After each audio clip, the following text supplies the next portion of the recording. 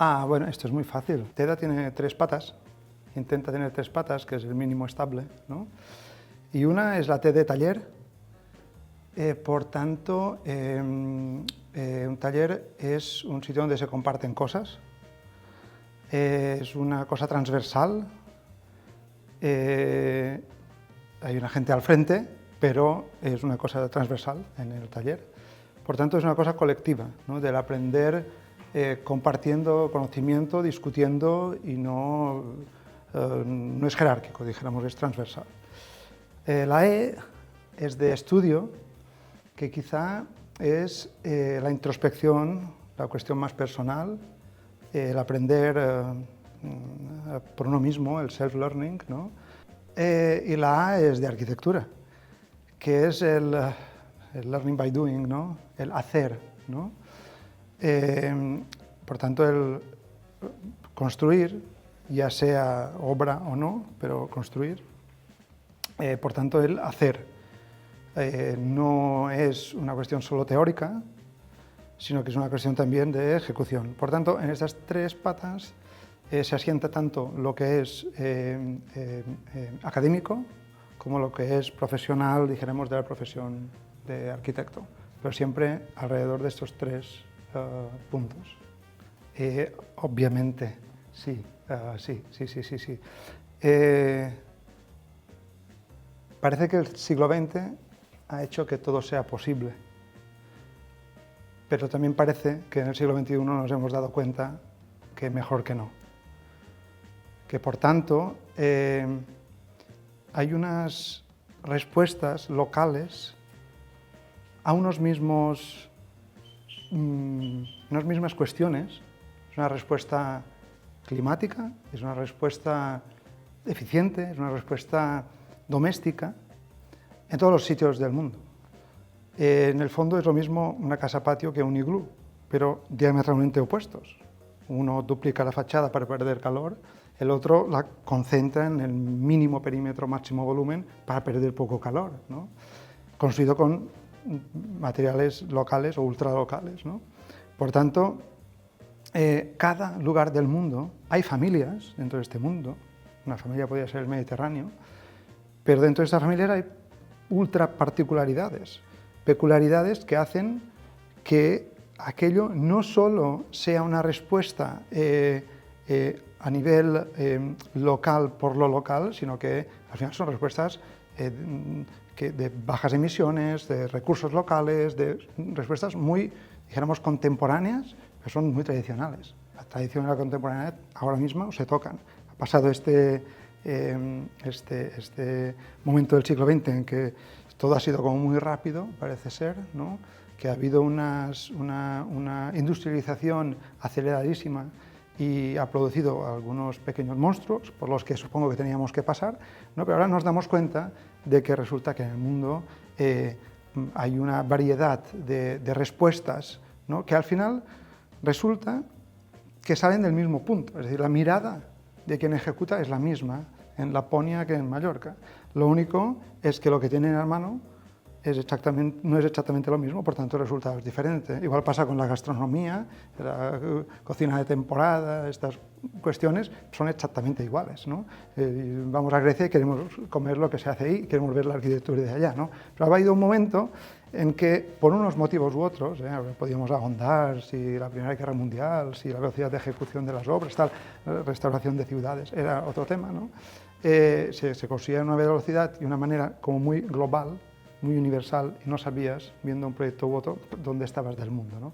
Y parece ser que o nos interesan aquellas arquitecturas que pertenecen al lugar donde se asientan, que enraizan en el lugar donde se asientan, no solo en lo material, lo climático, lo formal, lo tipológico, las personas que hay detrás, quién ejecuta, ¿no? En Norte de Europa sabrán más de madera que en Mallorca, por ejemplo, ¿no? O estas cuestiones que son, pues, seculares, ¿no? Ir ahondando y repitiendo en esta cuestión de conocimiento. Hubo quien dijo, solo puedo escribir de aquellas cosas que no sé demasiado, porque cuanto más sabes, el corsé es mayor, por decirlo así. Más libre es cuando eres un poco inocente o ignorante, ¿no? O ingenuo, ¿no? Y es verdad, es un poco verdad.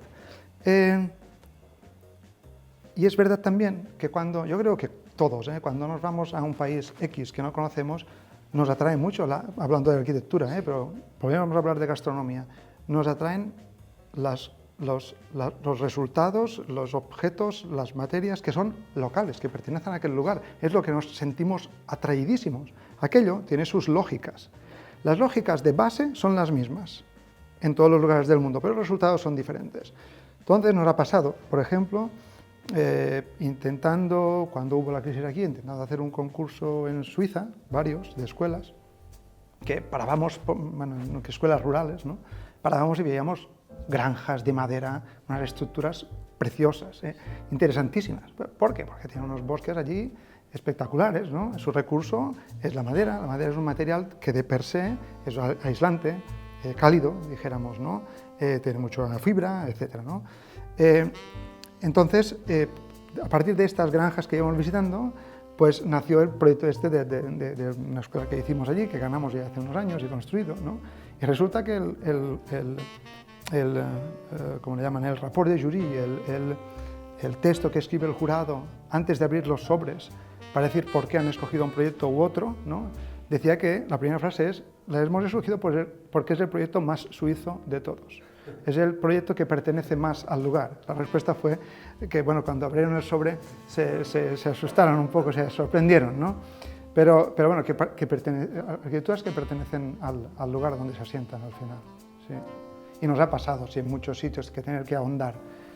Pero realmente en Mallorca, cuando es nuestro entorno, es muy bonito ir viendo estas peculiaridades, pero ultra locales, ultra peculiaridades. Marés, sí, bueno, ¿de dónde? ¿De qué categoría? ¿De dónde lo sacas? ¿Cómo lo sacas? ¿En qué cantera? Pero de la cantera esta es de la derecha, de la izquierda, de encima. ¿Era cuando abrían la cantera o es pasados unos años? ¿Qué ha pasado con este tiempo? Bueno, hay infinitud de peculiaridades, ¿no? Ahora estuvimos en Malta, tienen la misma piedra, es diferente, pero es la misma, pero la cortan de otra manera. Y claro, debido a la manera como lo cortan, resulta que el resultado, para hacer un dintel, un maldito dintel, es ligeramente diferente.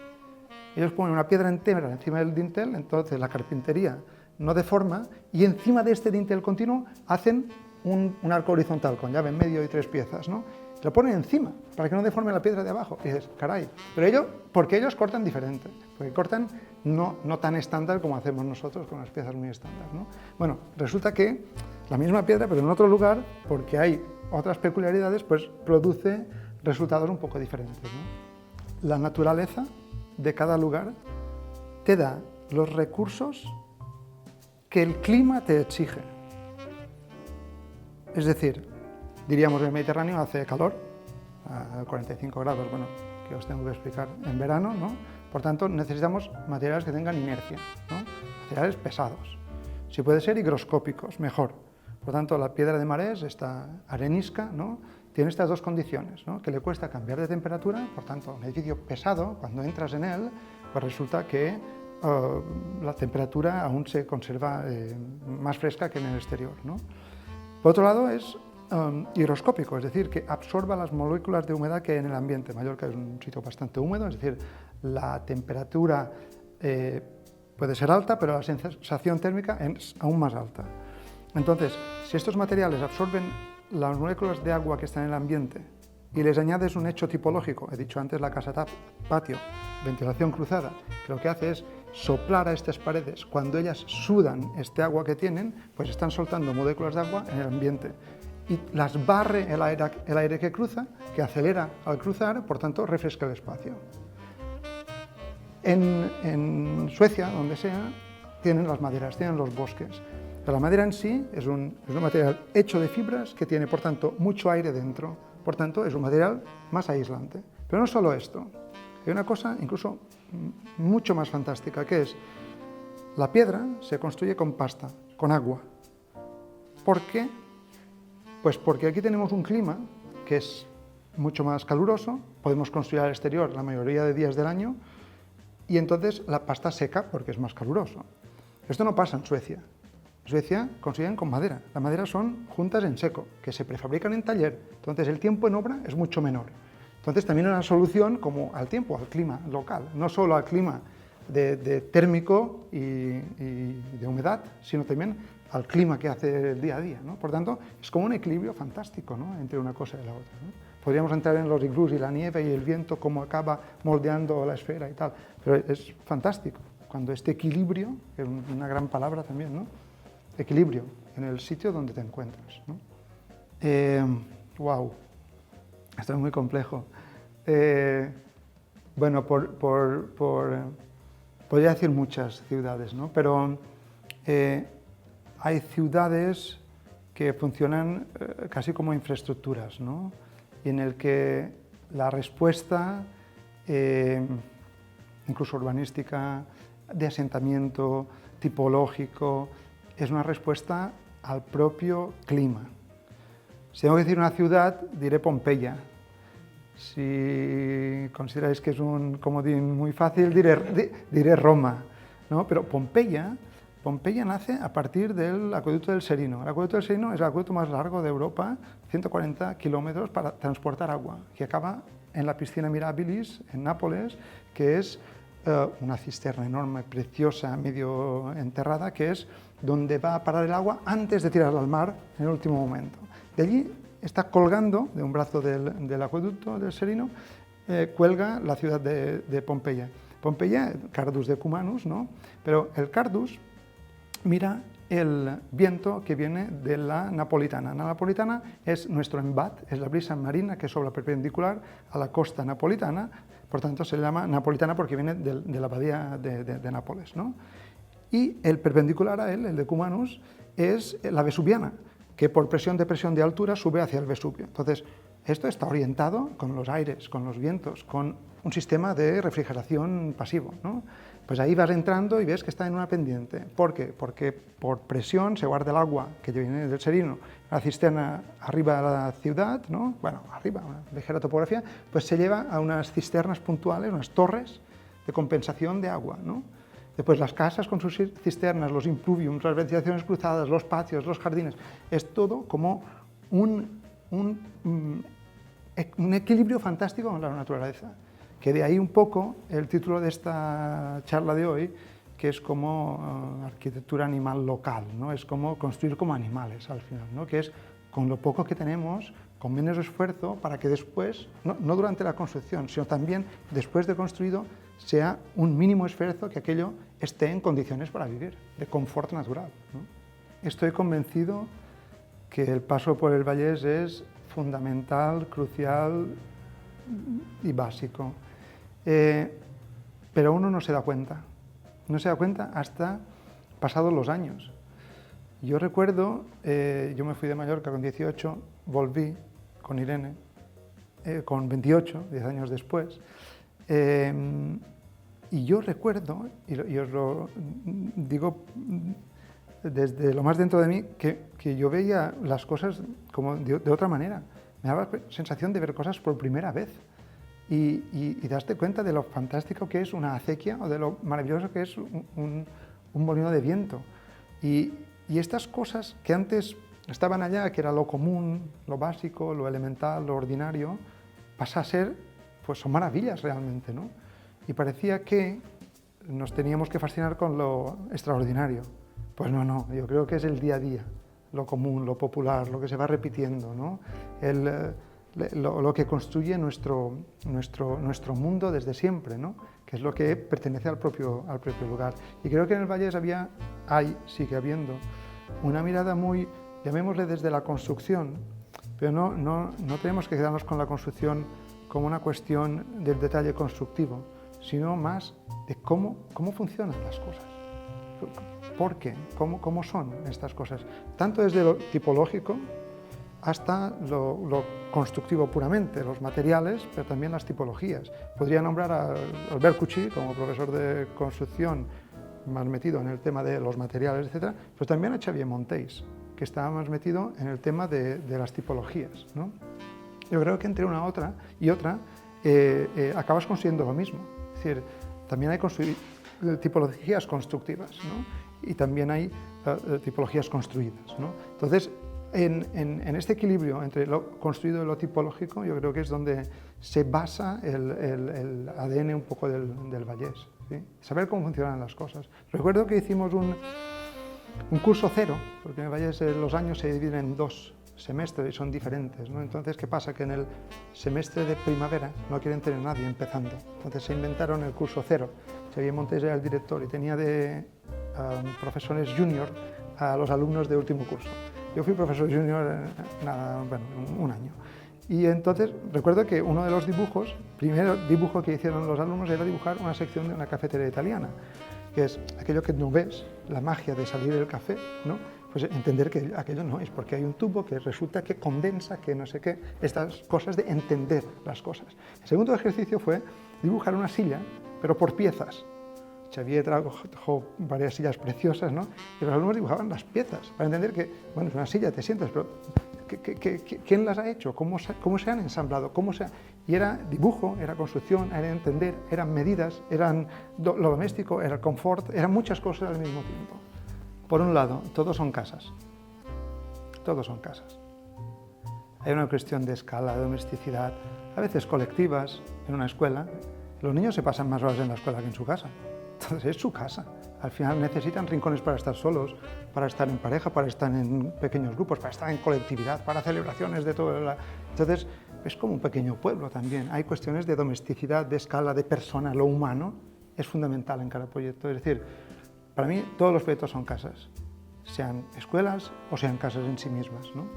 Por otro lado, te diré, así de claro, el programa no importa. No importa. Podremos ocupar iglesias como bibliotecas, casas como en el confinamiento que hablábamos hace un rato, aprendimos a utilizar más las cosas, ¿no? A utilizarlas de otra manera y eran fantásticas, ¿no? A dormir en el comedor. Nosotros acampábamos con los niños en el comedor cada fin de semana para notar el ritmo del tiempo. Pues esto es fundamental, ¿no? Es utilizar más las cosas incluso, o utilizarlas de otra manera, ¿no? Para que brote un poco la vida o lo que sería más humano de cada uno de nosotros, ¿no? Por tanto, por un lado, todos son casas, ¿no? Y por otro, lo que hay que montar son espacios en los que se esté bien. Incluso en la misma casa, tú puedes ir haciendo el nómada a lo largo del año, ¿no? Porque quizá habrá un momento en que se está mejor allá, se está mejor aquí, ni que sea para comer o para hacer la siesta o para leer, ¿no? Va cambiando. Entonces, el espacio tiene que estar bien, tiene que ser cómodo desde un punto de vista humano, doméstico, ¿no? Y la función yo creo que es secundaria. El estudio empieza... ¿Cuándo empieza un estudio? Pues yo no lo sé, porque hay un momento en que tú aún estás estudiando, pero ya empiezas a trabajar con amigos, con amigas, con gente que te sientes más afín, ¿no? Y pasas las noches sin dormir que pasan todos los estudiantes, con algunos que te sientes afín, te sientes bien, bueno, entablas una relación, ¿no? Y entonces ahí surgió un poco los inicios, son con Raimon Ferré e Irene Pérez, y empezamos un poco en Barcelona, ejercitando, haciendo algún concurso, empezando alguna obra pequeña, ¿no? Aparecían muchas cosas en Mallorca, ¿no? Después Irene y yo nos fuimos a Mallorca en el 2004. Aún no había nada de TED, esto no se llamaba TED aún, ¿no? Y llega un momento que ya nos separamos por cuestiones geográficas de Raimon, ¿no? Que sigue siendo profesor de construcción en Sant Cugat. Y allí en 2005, 4 o 5, empezamos a trabajar solos con Irene, ¿no? Y allí, bueno, empieza el tema de la empresa, y la empresa tiene que tener un nombre y tienes que poner un poco de orden en qué quieres ser de mayor, ¿no? Entonces sale esta cosa de TEDA que me parece que aún sigue teniendo un poco de sentido, o algo de sentido, o bastante, según cómo se mire, ¿no? Y bueno, y cada uno tiene... La verdad es que ahora somos 6, siempre tenemos algún estudiante, ¿no? Que intentamos que su trabajo sea muy transversal, ¿no? Que vea diferentes puntos, porque ellos están aprendiendo, nos están dejando, pero también nos están dando, ¿no? Entonces, hacen desde maquetas hasta alguna visita de obra, ¿no? Pero después el corpus está en 2, 3, ahora son 3 arquitectos más jóvenes que dijéramos, están más en el estudio que en la obra, aunque alguno también empieza ya a ir a obra, ¿no? Y después está nuestro papel de Irene y yo, que tenemos que combinar lo familiar con lo profesional, que no es fácil a veces, ¿no?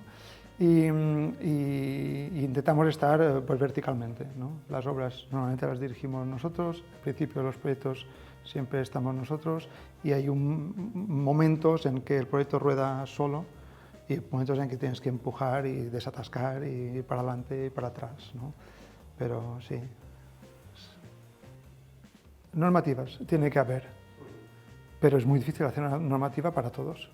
Es muy difícil.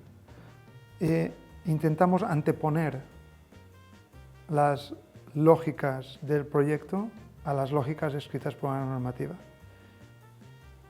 Y a veces pues tienes que tener un poco de cintura e intentar... todos los proyectos cumplen con todas las normativas, esto hay que decirlo desde el principio, ¿no? Pero hay muchas maneras de cumplir. Y habla de aislantes y habla de puentes térmicos, pero a veces un puente térmico es fantástico para el balance climático del interior. A veces es así. Y si tienes que... Claro, parece que el código técnico está hecho con una mirada muy europea, ¿no? Pero que no está hecho por capas, muchas capas. Pero las maneras de construir aquí son de una sola capa a veces, ¿no? Y esto a veces está muy bien que funcione así. No podrás funcionar así en una orientación norte con mucho viento y no sé qué, pero a veces una orientación sur, ¿no? Es decir, no sé, un muro trombe, fantástico, y no lo vayas a aislar, que no funciona. Y de golpe es un muro trombe y el código técnico, uy, no lo sé si está incorporado ahí, ¿no? Pero que son complejidades que a veces, bueno, intentamos siempre hacer más caso a las particularidades locales y precisas de cada proyecto que no a una cosa global que se llame normativa X. ¡Ostras! Ahora aquí... Comiólogo. No.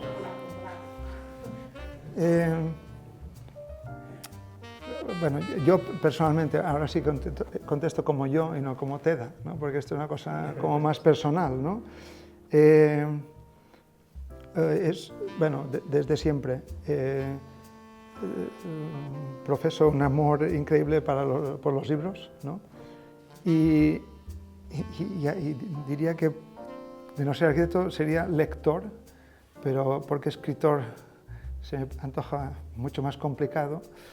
Aunque últimamente, rozando los 50 casi, dices a ver qué voy a hacer de mi vida, ¿no? Y te pasan cosas por la cabeza y ahí estás. Pero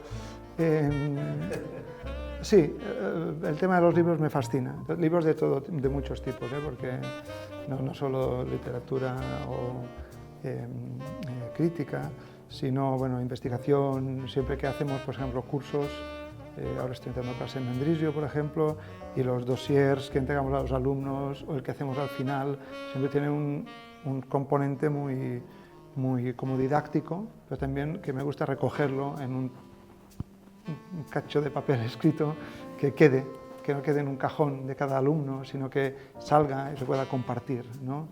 Y yo, bueno, esto, no sé, sería librero, ¿no? Vuelvo a enganchar con Mendrisio. En Mendrisio, bueno, hace 3 años que estoy ahí y estamos trabajando siempre en el Mediterráneo. Y entonces allí ahondamos en particularidades de diferentes islas, ¿no? Empezamos por Mallorca para ponérmelo fácil. Este año estuvimos en Malta, hemos hecho Capri y ves que los resultados de esos sitios pues podrían ser prácticamente plagiados, traducidos, copiados, como ha hecho siempre la tradición, ¿no? Repitiendo una y otra vez lo mismo, ¿no? Es decir, el repetir, que es repetir y perfeccionar cada vez que repites, ¿no? Coges el conocimiento del pasado, lo avanzas un pelín o te lo haces tuyo y lo repites, ¿no? De ahí la identidad, ¿no? El idem, es repetir, del idem es identidad de los lugares, porque han repetido infinitamente una misma solución, una misma receta, una misma música, ¿no? Esto genera identidad, ¿no? Entonces, en estos diferentes sitios nos hemos encontrado con libros que son muy desconocidos, ¿no? Que serían los Rudowskis desconocidos de cada lugar. Rudowski hizo una cosa que fue muy transversal, muy incluyendo como, entre comillas, todo el mundo, ¿no? Pero cuando tú ahondas en un lugar específico, te encuentras Rudowskis en cada sitio. Y ese conocimiento es fundamental. Y ahora, para no esquivar tanto la pregunta, te diré que algunos de Hassan Fathy, que trabajó mucho en Egipto, con problemas similares, pero a veces con vientos más dominantes, a veces con inercias, con patios, con presiones y depresiones, pequeñas topografías interiores, celosías, etc. Creo que estos de Hassan Fathy, que están entre, dijéramos, lo humano más sensorial y lo más científico, están ahí en un punto exacto y equilibrado, que si no fueran científicas las arquitecturas tradicionales no funcionarían de ninguna manera, pero son intuitivas y son testadas en uno a uno directamente, ¿no? Pues los de Hassan Fathy quizás serían de los que estamos mirando. ¿Sí? Hay muchos tipos de dibujos y redibujamos mucho, pero vamos al porqué. No sé explicar arquitectura al 100%, no sé cuál es la manera de explicar un edificio o una arquitectura, no lo sé. Presentas dibujos en una conferencia, en un formato conferencia, 24 horas de conferencia, hablando de un solo edificio, yo creo que no es suficiente. Tienes que ir a visitarlo. Tienes que ir a visitarlo, pero lo verás en un momento. No lo verás, por ejemplo, en construcción. No, hay que ir a la construcción. Bueno, pues, ¿qué haces? ¿Te plantas a la obra cada día y haces un vídeo? No haces un vídeo.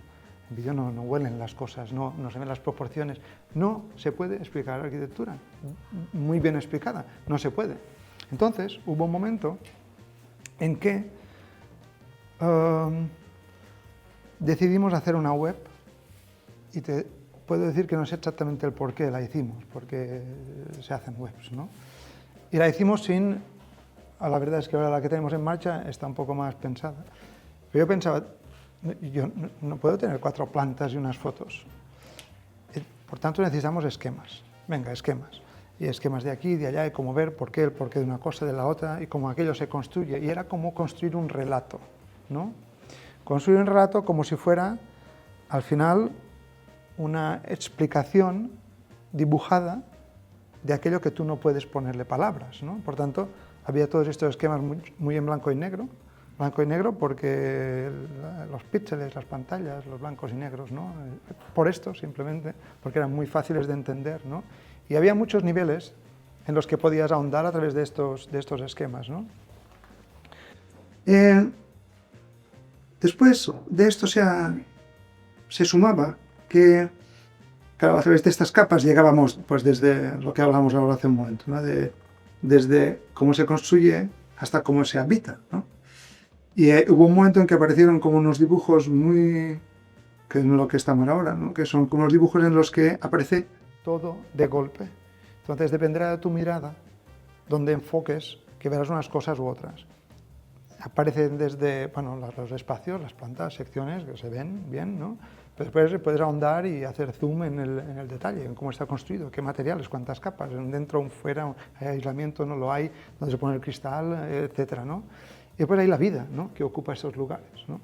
Que es algo que tú no puedes dibujar, no puedes prever, dibujar o puedes dejar intuir, pero la vida, que es por lo que estamos aquí realmente, para hacer mejor o para procurar que la gente tenga un espacio donde vivir, ¿no? Al final estamos hablando de esto, no de nada más, de confort doméstico, ¿no? La vida toma unas riendas que nunca te puedes imaginar. Y son infinitamente mejores que nuestra más increíble imaginación. Lo que acaba sucediendo es maravilloso, sea del tipo que sea. Aparezcan grafitis, o aparezca orden, o aparezca desorden, o aparezcan plantas, o aparezcan lo que sea, es maravilloso, el espacio ocupado, ¿no? Es el momento, creo que es como el dibujo culminante, ¿no? Que somos incapaces de transmitir, ¿no? Claro, que lo pasen bien, ¿no? Yo a los alumnos que tengo en Suiza, siempre cuando me voy les digo work hard and have fun, porque si no haces una cosa o la otra es que no estará bien esto. Y la vida es maravillosa, si no lo pasas bien haciendo esto, hay 1000 cosas por hacer, y si lo pasas bien será genial, porque bueno, el día a día pues acabarás generando maravillas de las que estarás enamorado, desgraciadamente, ¿no? Y querrás más y más, ¿no? Es una cuestión vital al final, ¿no? Es disfrutar, es el disfrutar. Sí, sí, sí. Hostia, olores, esto es muy sutil esta pregunta. Depende de cómo me ponga, pues olería a polvo de obra, ¿no? El día a día, ¿no? Pero también es verdad que siendo de campo, ¿no? Podría oler a animales varios, a vida rural, dijéramos, totalmente, ¿no? Podría oler al momento de la cosecha, ¿no? Que los trigos, esto tiene un olor muy de verano, ¿no? muy próximo, ¿no? Pero bueno, no sé si esta cuestión de ser de una isla del Mediterráneo le sobra un poco de romanticismo, que realmente el día a día huele a cosas más ásperas y a mucho. Pero bueno, sí, también forman parte de nuestro imaginario, sí, los olores, claro que sí, sí, sí.